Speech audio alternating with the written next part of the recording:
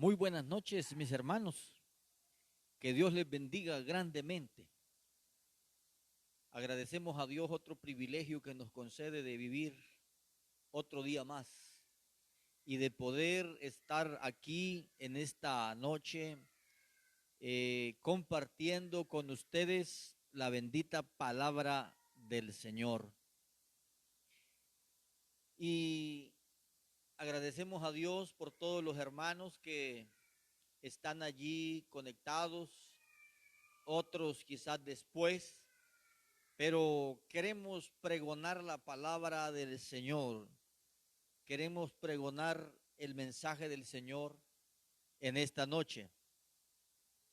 Debido a que hemos tenido problemas con las redes sociales, especialmente con YouTube, donde nos han censurado algunos videos debido a las alabanzas que hay. No sé cuál será el problema realmente, pero hemos tenido algunas denuncias donde no solo corre peligro uno de que le borren los videos, sino que también le borren el canal, que le cierren el canal de YouTube. Y queremos aprovechar esta noche para compartir con ustedes esta palabra. Quiero hablar acerca de las 4 mujeres del Apocalipsis. Estas mujeres son representativas. La Biblia las menciona y las ubica, las nombra. Y el deseo mío esta noche es que analicemos las advertencias de Dios, que analicemos la palabra del Señor para este tiempo tan difícil, donde no es fácil ser cristiano, donde no es fácil demostrar que tenemos fe en Dios y en su bendita palabra. No es fácil demostrar en este tiempo el cristianismo. Cualquiera puede decir, yo soy esto, yo soy aquí, yo soy allá, pero recuerde que la Biblia demanda frutos dignos del arrepentimiento para cualquier persona que quiera ir un día al reino de los cielos. Tendrá que tener frutos dignos del arrepentimiento. Y hay que tener entonces en cuenta las advertencias de Dios, ya que el Apocalipsis es exclusivamente para la iglesia del Señor, para la iglesia evangélica. Los mundanos regularmente, pues como no lo entienden ni están en Cristo, pues ellos pues no lo entienden ni es para ellos. Pero la iglesia del Señor, la que entiende, la que sabe, la que conoce las escrituras, la que sabe quién es Dios, sí, para ellos es este escrito. La palabra de Dios habla que Apocalipsis es la revelación de Dios para su pueblo, para que la iglesia conozca lo que se avecina, lo que se acerca. La mayoría del contenido del Apocalipsis, la mayoría está en el futuro, todavía las cosas por cumplirse están adelante. Pero yo quiero que leamos la palabra del Señor en Apocalipsis capítulo 12, el versículo 1 al 5 dice la palabra del Señor. Honrando al Padre, al Hijo y al Espíritu Santo, apareció en el cielo una gran señal, una mujer vestida del sol con la luna debajo de sus pies y sobre su cabeza una corona de 2 estrellas. Y estando encinta clamaba con dolores de parto, en la angustia del alumbramiento. También apareció otra señal en el cielo. He aquí un gran dragón escarlata que tenía 7 cabezas y 10 cuernos, y en sus cabezas 7 diademas, y su cola arrastraba la tercera parte de las estrellas del cielo, y las arrojó sobre la tierra. Y el dragón se paró frente a la mujer que estaba para dar a luz, a fin de devorar a su hijo tan pronto como naciese. Y ella dio a luz un hijo varón, que regirá con vara de hierro a todas las naciones. Y su hijo fue arrebatado para Dios y para su trono. Gloria al Señor. Hablaremos entonces de las 4 mujeres representativas que el Apocalipsis menciona, y como cada una de ellas abarcaría quizás días de estudio, por las cosas profundas que contiene cada una de ellas, pero hablemos de estas 4, al menos dar alguna reseña de algunas, pero quizás profundizaremos acerca de 2 exclusivamente. Primeramente, la Biblia menciona en el capítulo 17, verso 1, la gran ramera. Ahí miramos una mujer que es denominada la gran ramera. La palabra de Dios habla de que este sistema será una iglesia ecuménica, apóstata, mundana, corrompida, degenerada, que será hereje hasta más no poder. Y ese sistema ecuménico y esa iglesia corrompida es denominada entonces la gran ramera. Y claramente la Biblia ubica esa es la posición donde vive o donde reina esa mujer. La Biblia dice que los 7 montes donde se sienta la mujer. Y yo creo que para cualquier creyente que le gusta el estudio de la palabra y que también sabe la ubicación, sabe que el sistema romano católico pues también está sentado sobre 7 montes, sobre 7 colinas, y ellos eligieron una colina para sentar lo que sería la sede del Vaticanus, que en latín sería lugar de adivinación. Eso es lo que significa Vaticanus. Entonces, la gran ramera entonces resulta ser el sistema católico romano, corrompido hasta más no poder. Y la iglesia católica pues tiene sus apologistas en estos días. Miramos cómo hay hombres, jóvenes, mujeres que están en defensa de su religión, de su fe.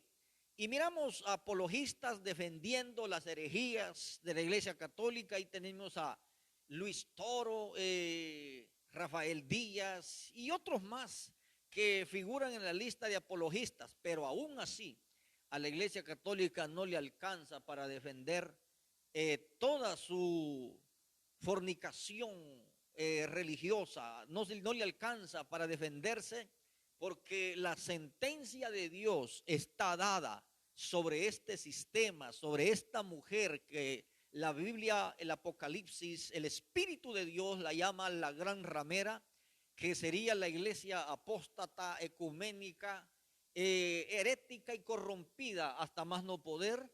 Y eso es lo que resulta ser entonces la gran ramera, la gran Babilonia, como la Biblia lo llama. Y no es que uno tenga intenciones de ser quizás contencioso con estas cosas, pero la Biblia así llama a este sistema y así es. Si el Espíritu de Dios dice eso, ¿quién es uno para negarlo, para decir lo contrario? Si ya Dios dijo que este sistema es corrompido y que llegará el momento de la destrucción también de ese sistema. Claro que esto lo hará el anticristo, no lo hará ningún otro. Pero este sistema corrompido compra todo lo que esté a su alcance. Ha comprado ministerios de hombres importantes, de ministerios sobresalientes, y es por eso que muchos evangelistas que fueron de renombre o cantantes que son de renombre terminan yendo al Vaticano, no sé a qué cosa, porque la luz y las tinieblas no tienen ninguna comunión. Pero cuando cantantes que son reconocidos y usted los mira en la sede del Vaticano, del brazo con el Papa. Entonces no sé qué tipo de creyentes o de cristianos son estas gentes, predicadores de renombre. ¿Qué es lo que tienen que ir a hacer ahí? Si la Biblia llama a este sistema que es apóstata, nauseabundo y ecuménico. Entonces, por eso la Biblia habla de eso. Y aunque no quiero profundizar en eso ahora porque no es ese mi objetivo, pero sí sería de mencionar las cuatro para que usted comprenda cuáles son las cuatro mujeres que son mencionadas en la Biblia y que son también señaladas por el Espíritu de Dios. Y entonces está la otra mujer o la otra mujer conocida como la novia, la esposa del Cordero. Eso lo dice Apocalipsis 19:7. Y a ella se le ha dado, dice, que se vista de lino fino, blanco y puro, que son las acciones de los santos. Por eso es que la palabra del Señor demanda santidad a todo aquel que quiera escapar de los juicios que vienen. Tendrá que vivir una vida en santidad, porque la Biblia dice: sin paz y sin santidad nadie verá al Señor. No importa qué tipo de profeta, de apóstol, de pastor, de evangelista, de renombre sea la persona, sin santidad nadie verá al Señor. Así definitivamente lo registra Hebreos, que nadie puede entrar al reino de los cielos sin la santidad de que Dios demanda de su pueblo. La novia del Cordero es entonces la iglesia glorificada, la iglesia que se va, la iglesia que será transformada, la iglesia que será revestida de inmortalidad el día que se vaya de este mundo. Esa es la esposa del Cordero. Y la Biblia así la denomina tremendamente a la iglesia cristiana que se va a ir. Y yo quiero abundar también en eso porque es lo que nosotros estamos esperando. Es lo que nosotros estamos esperando. Hermanos, amigos, yo quiero decirles que nosotros como creyentes, pues no estamos esperando que aparezca la vacuna que le dé solución a este mundo, a las enfermedades. Nosotros lo que estamos esperando es que se manifieste la gloria del Señor a su iglesia y que Dios se la lleve encendida en fuego, en poder, en avivamiento. Eso es lo que deseamos y eso es lo que Dios también quiere hacer en su pueblo. Y entonces la tercera mujer que menciona la Biblia, pues es lo que acabamos de leer. Esta es, aquí miramos una mujer vestida del sol. Algunos dicen que es María la que aparece ahí, pero realmente eso es una mentira monstruosa, que lo único que hace falta que para que sea verdad es que deje de ser mentira.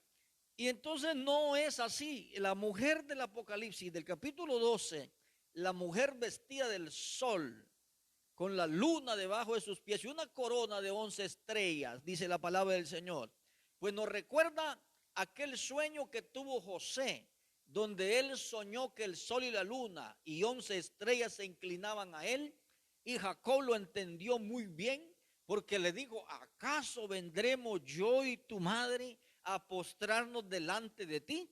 Y así fue, porque José fue usado por Dios para el sostenimiento de la nación de Israel en aquellos años de hambre que hubieron en la tierra de Canaán. Y José se convirtió entonces en el gobernador de Egipto, y sus hermanos se postraron delante de él, así como él había soñado que pasaría. Entonces, es la misma profecía que aparece aquí.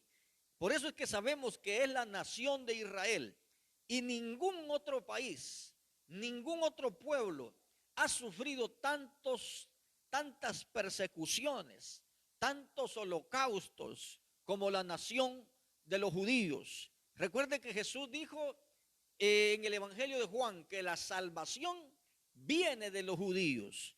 No porque los judíos salven, sino porque los judíos le dieron al mundo la Biblia. Los judíos le dieron al mundo, la nación de los judíos le dio al mundo el Salvador del mundo, Cristo Jesús.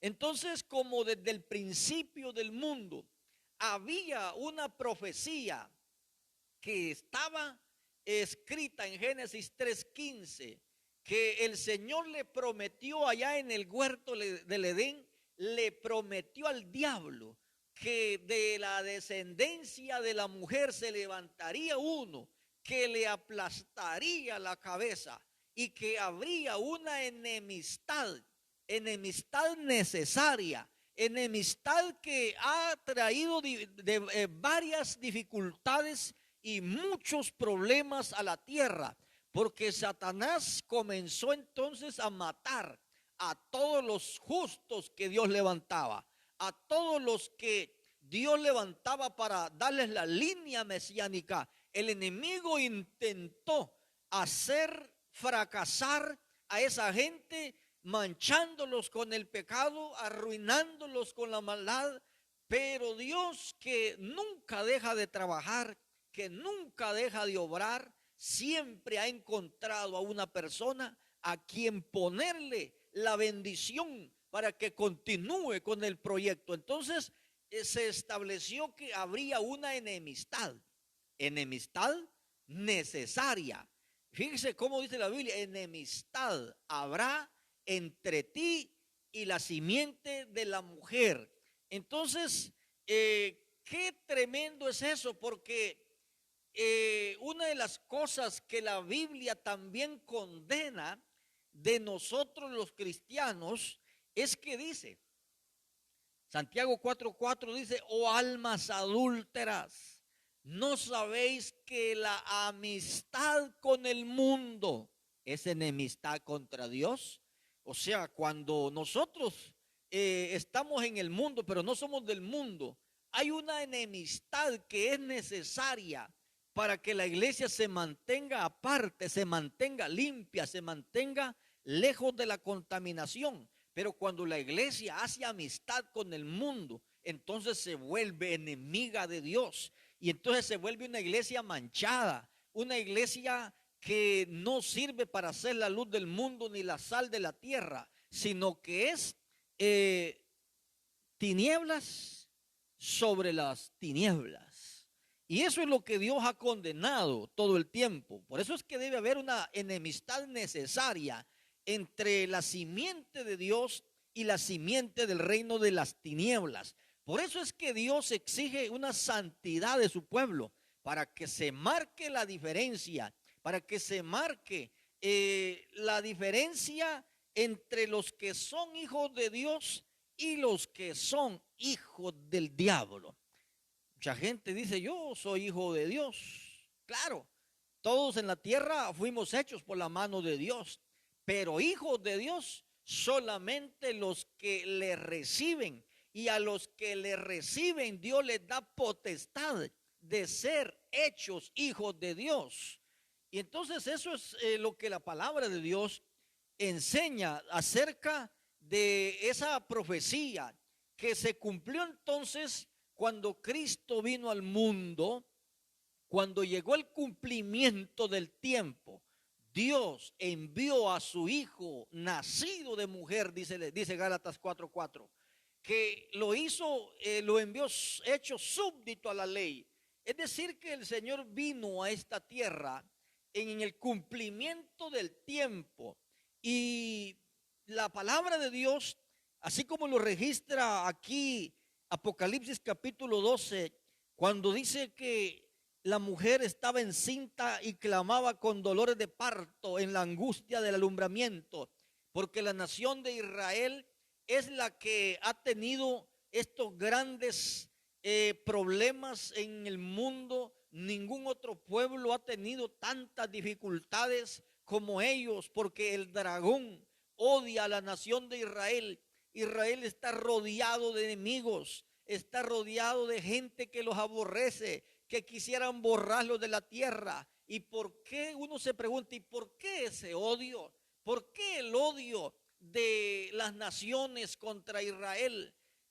Pocas naciones se mantienen a favor de ellos y tímidamente les ayudan, porque todo el mundo está en contra de ellos. ¿Por qué? Porque es el odio del dragón contra la nación de Israel, porque Israel le dio al mundo la Biblia y le dio al mundo el Salvador del mundo, y ese es el gran odio. Y aquí miramos que la palabra del Señor dice que estando encinta clamaba, y el dragón se paró frente a ella para devorar a su hijo tan pronto como naciese.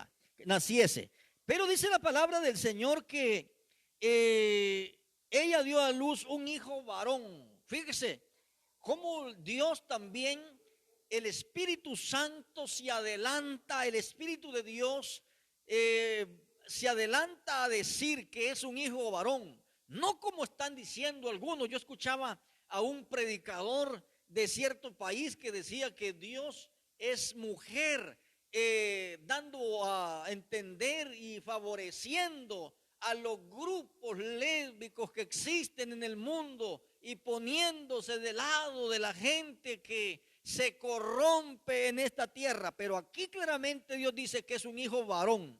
Y la Biblia habla de Dios y dice: Jehová es varón de guerra, Jehová es su nombre. Este texto está atacando ferozmente también el movimiento feminista de este tiempo. Entonces miramos cómo esta tercera mujer, la nación de Israel, que ha tenido demasiadas dificultades, tantos problemas. Israel ha sido invadido, masacrado en diferentes veces. Faraón intentó matar a los niños en el mar, en el río Éufrates, ahí en el Nilo. Trató de ahogar a los niños, matando a los varones. Y uno de los planes del diablo era evitar que la línea del Mesías llegara hasta su punto donde Dios tenía que llevar la historia. Y usó muchas veces a varios instrumentos, como a Caín matando a Abel, y muchas de las cosas que podemos mencionar, como Saúl, que mató a 84 sacerdotes por el odio que le tenía a David. Y miramos también cómo Satanás se opuso en la historia para querer destruir, para querer matar al hijo varón que daría la nación de Israel.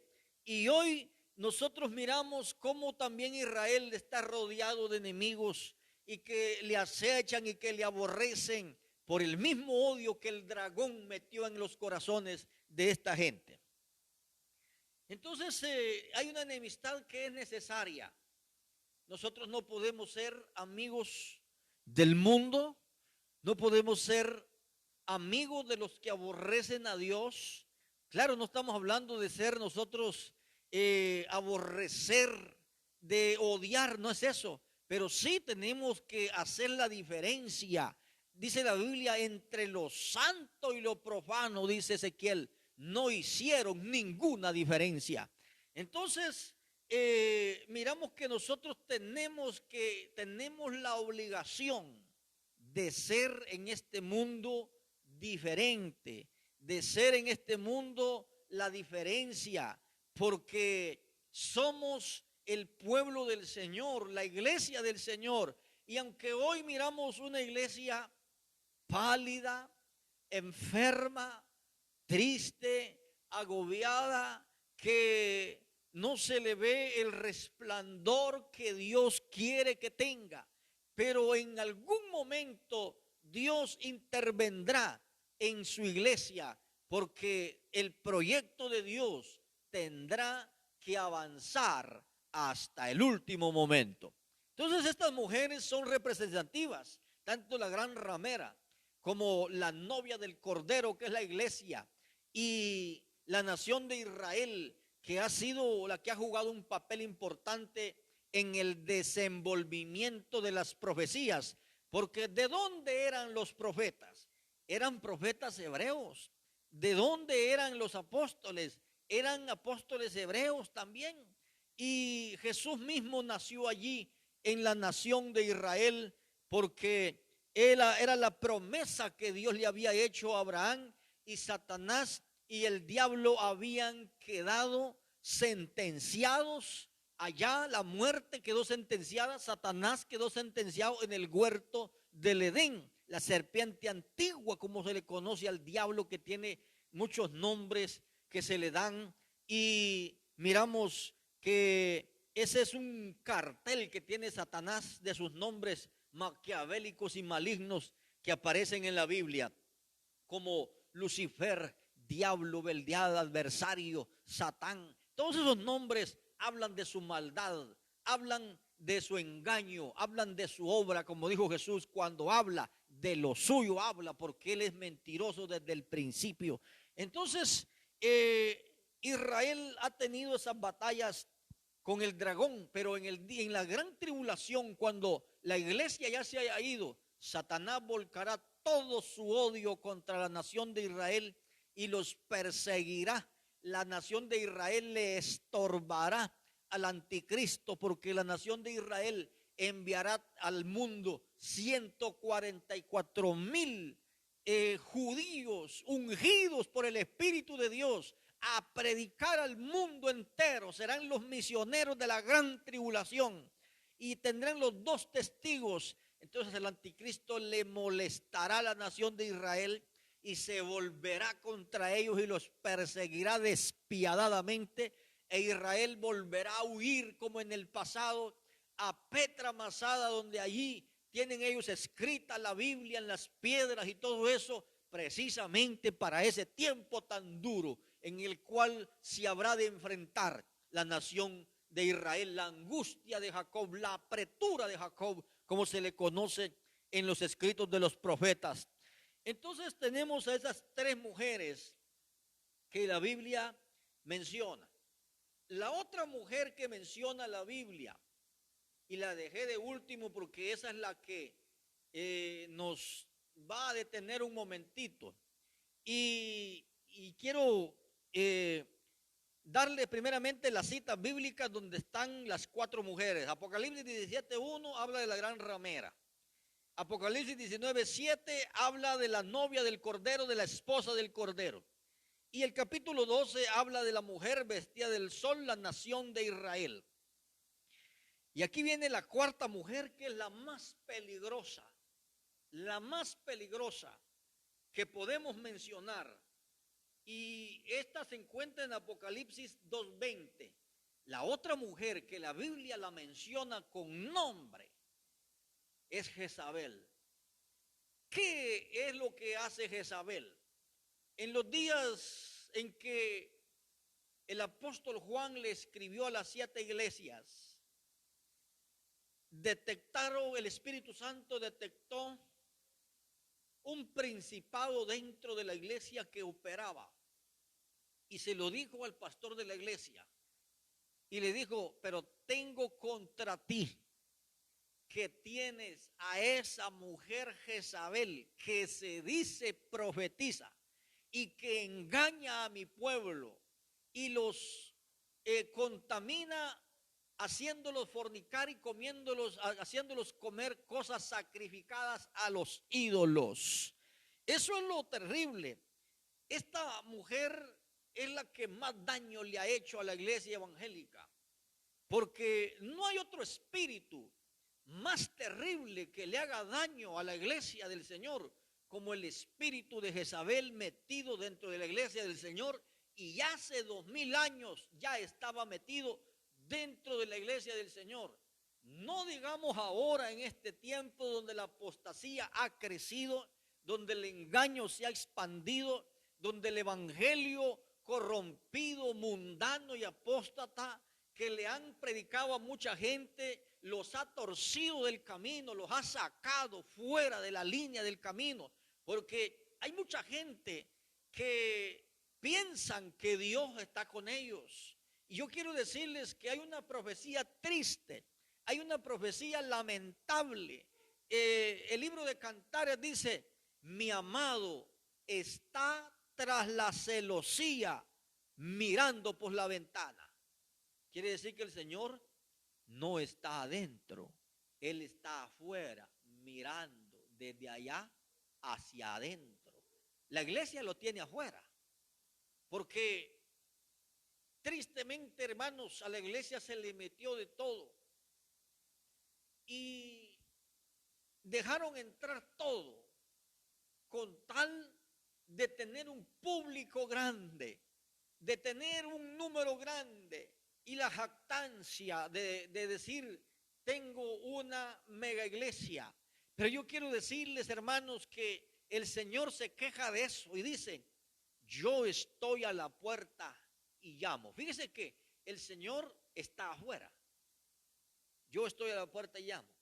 Si alguno oye mi voz, si alguno oye mi voz, yo entraré a él y cenaré con él y él conmigo, porque la cena es la última comida del día. Y Dios no habla del desayuno ni del almuerzo. Dios habla de la cena. ¿Por qué? Porque el tiempo es final. El tiempo es breve. El tiempo es corto. El tiempo se está yendo. El tiempo se está acabando. Y hermanos, yo quiero decirles que el espíritu de Jezabel le ha hecho más daño a la iglesia del Señor Jesucristo que cualquier otra cosa. Y hace 2000 años el Espíritu Santo detectó ese espíritu que estaba dentro de la iglesia y se lo recrimina a un pastor y le dice, pero tengo contra ti que tienes a esa mujer Jezabel que se dice profetiza, que a mí me parece como que estuviera hablando en estos días. Hay muchas cosas que pasan dentro de la iglesia del Señor Jesucristo en este tiempo. En este tiempo hay libertad para pecar, hay libertad para hacer lo malo y la gente aplaude a este tipo de predicadores que le enseñan el engaño, que los seducen al engaño, que les ofrecen un evangelio barato. Pero yo quiero decirles que la vida barata tiene un costo muy alto y muy caro. Y entonces, ¿cuándo va a sentir la gente esto? Cuando el Señor seleccione el trigo y la cizaña la recoja en manojos. Dice la Biblia que la atarán en manojos porque es abundante la cizaña. Es más la cizaña que el trigo bueno. Es más la cizaña que el trigo. Pero yo quiero decirle que la iglesia tendrá que ser sacudida para conocer quién es el trigo y quién es la cizaña. Eso lo tenemos que ver. Yo quiero decirles, hermanos, que Dios está trabajando, Dios está obrando. No crea que esta pandemia vino porque sí, no. Dios tiene un plan, Dios tiene un propósito. Y a quien Dios quiere llamarle la atención es a su iglesia, porque tristemente algunos siervos de Dios han tenido revelaciones de Dios. Oía yo un pastor que ya murió, el hermano José Muñoz de Puerto Rico. Él contaba una experiencia que un día él tuvo un sueño acerca de la iglesia y él cuando fue a predicar a un cierto lugar, un hermano contó un testimonio de una boda y cuando llevaban a la novia, alguien le dijo, esa no es la novia, esa no es la novia. Y realmente hoy queremos presentarle a Dios una novia que no es, una iglesia que no es, una iglesia que no se parece a lo que Él dice que quiere, una iglesia que el Señor la compró por su sangre preciosa. Y esta crisis que vino ahora nos ha enseñado muchas cosas. Yo lo que creo es que muchas iglesias ya no se volverán a abrir y muchos pastores quizás ya no volverán a predicar. ¿Por qué? Porque Dios está obrando. Y recuerde lo que dice la Biblia. El juicio comenzará por la casa. Y si el juicio comienza por la casa, ¿cuál será el fin de aquellos que no obedecen al evangelio? Entonces, este espíritu, la cuarta mujer, que sería Jezabel, es un espíritu apóstata, es un espíritu terrible que seduce. No te quita la Biblia, te la traduce de otra manera, te la propone de otra manera, igual que el diablo. El diablo le propuso a Cristo en el desierto, en la tentación, 3 tipos de evangelio, porque le dijo: aquí están estas piedras, conviértelas en pan. Si tú eres el Hijo de Dios, di que estas piedras se conviertan en pan. El evangelio de la magia, el evangelio que hoy se propaga por todas partes. Hoy miramos un evangelio de magia también. Y la otra tentación que le trajo el diablo a Jesús fue el evangelio de la prosperidad. Todo esto te daré si postrado me adorares. Jesús, entendiendo las intenciones de Satanás, le dijo al diablo, así literalmente le dijo: escrito está, no tentarás al Señor tu Dios. Y otra de las cosas que Satanás le presentó a Cristo en esa tentación fue el evangelio del espectáculo, porque le dijo: ahí está el pináculo del templo, échate abajo, escrito está, a sus ángeles mandará para que te guarden. Y me imagino que Satanás lo que quería era con un megáfono decir: ahora el super Jesús se va a lanzar desde el pináculo y no le va a pasar absolutamente nada porque caerá parado. Ese es el evangelio del espectáculo. Hoy miramos también eso dentro del evangelio, el evangelio del espectáculo, luces a todos colores, humo artificial en las alabanzas. Tenemos ahora salmistas que tienen inclinaciones al mal, cantantes que están promoviendo los pecados más terribles dentro de la Biblia y que están apoyando los movimientos que van contra las leyes de Dios.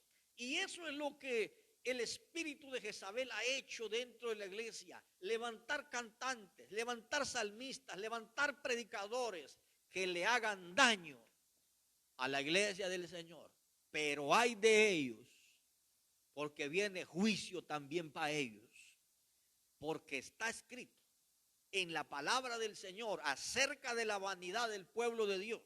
Capítulo 3 de Isaías tiene un mensaje pero terrible contra la vanidad en la mujer dentro del pueblo de Dios. Claro, este mensaje no suena bonito, porque no es lo mismo hablar de prosperidad, de bendición, los pasos para prosperar, para crecer, para hacerte un hombre de bien, una mujer de bien. Ese no es el evangelio. El evangelio verdadero no se hace viral. Lo que se hace viral a veces es el engaño. Yo, por ejemplo, veo por lo menos unas cuantas predicadoras que le están predicando a la iglesia y le están diciendo que el pantalón no es pecado dentro de las mujeres. Y hermanos, y las mujeres aplauden eso porque encuentran a alguien que les apoye su pecado, que les apoye su vanidad, que les apoye esas tendencias pecaminosas y mundanas. La Biblia dice, el apóstol Pedro, aconsejando a las mujeres, le dice: quiero que las mujeres vistan con pudor y modestia, así como vestían aquellas santas mujeres. ¿Quiénes? Sara, Rebeca, Lea, Raquel, Ana, todas esas mujeres que sirvieron a Dios. Yo voy a decir algo que quizás sea fuerte, y si a usted no le gusta, pues ese es un problema suyo con Dios.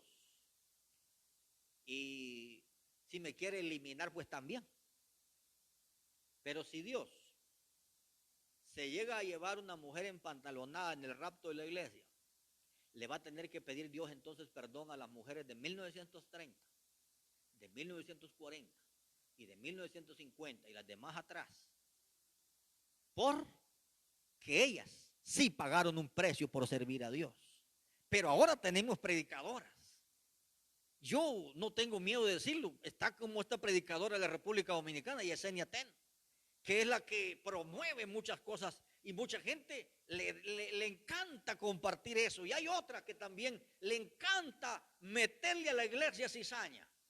Pero yo quiero decirle, el trigo se limpiará aquí. No sé cómo vamos a salir,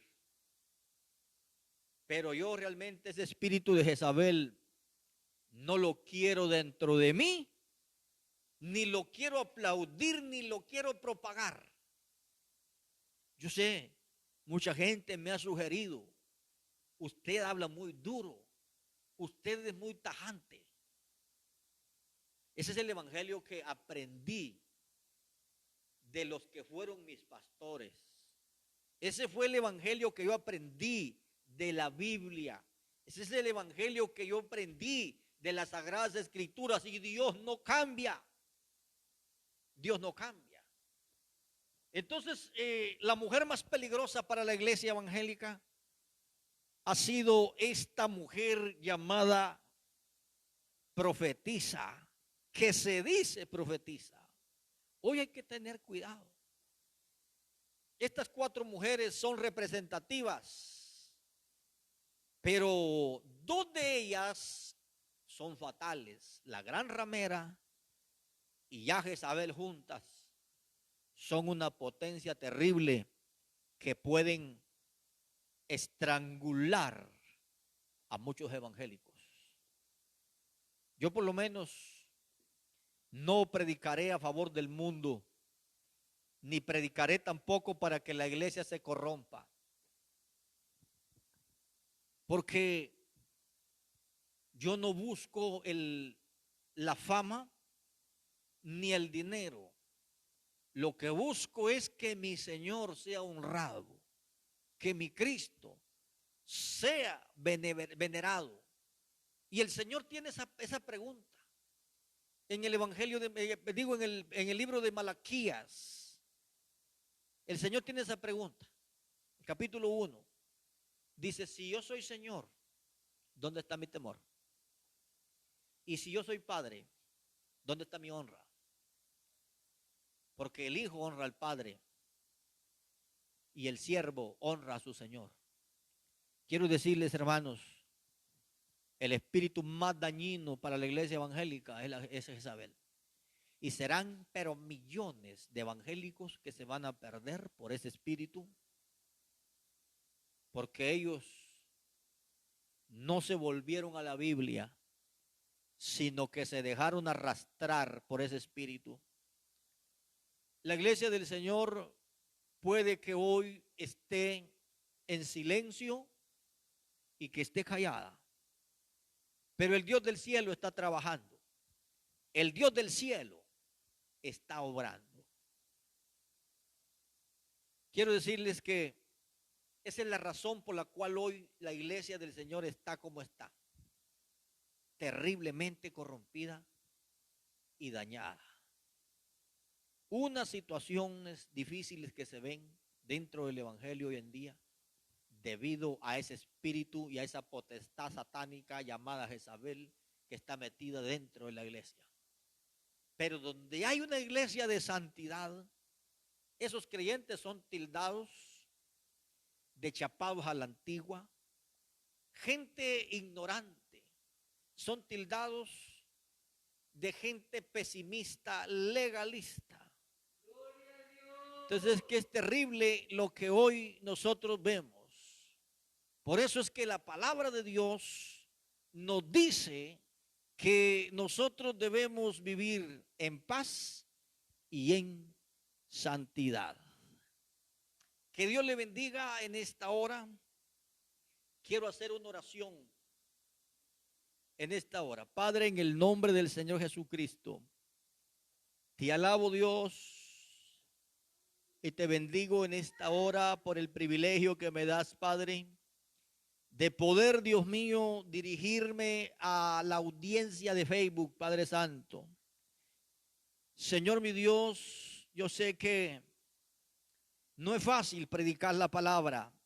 No es fácil predicar, Señor mi Dios, este evangelio.